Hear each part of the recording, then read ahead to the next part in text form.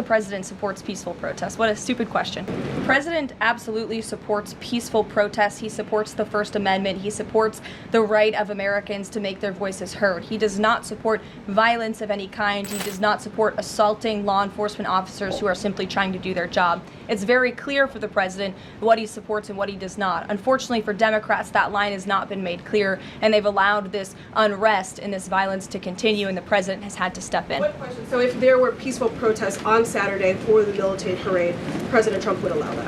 Of course the president supports peaceful protests. What a stupid question. Raquel. Thank you so much, Caroline.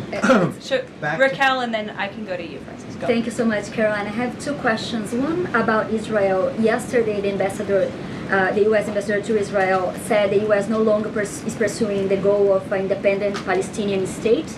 Can you confirm that the president is no longer supporting a two-state solution? And is President Trump considering diplomatic action against countries who takes action against Israel during next week's UN conference? Right now, the president views the situation in Israel and Gaza as deeply unfortunate and needing to end. And the president is realistic about the current state of affairs in this region of the world. And that's why the president has said the number one focus and priority of the administration is to release all of the hostages from Gaza and to end this conflict as soon as possible. The administration is still pushing very hard for the release of all the hostages. And as for what happens next, clearly Gaza is an uninhabitable place. It needs to be rebuilt with the help of our Arab partners, and the president wants to see that happen as well. Take a couple more. One on the G7 engagement. President Trump is traveling there on Sunday.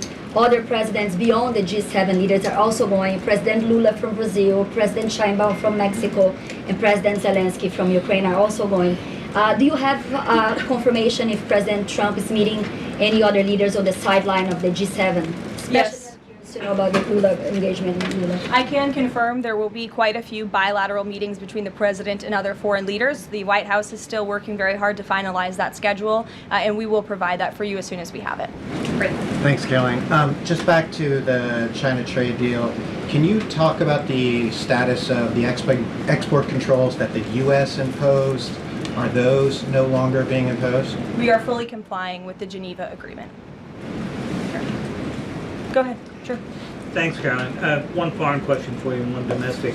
The foreign, the president, of course, has said he would lift sanctions on Syria. Is there an executive order coming along soon to go do that? And is the president planning to try to get involved in any kind of a peace agreement between Israel and Syria that would disengage those two? To the best of my knowledge, the Treasury Department took action after the president made that announcement in Saudi Arabia.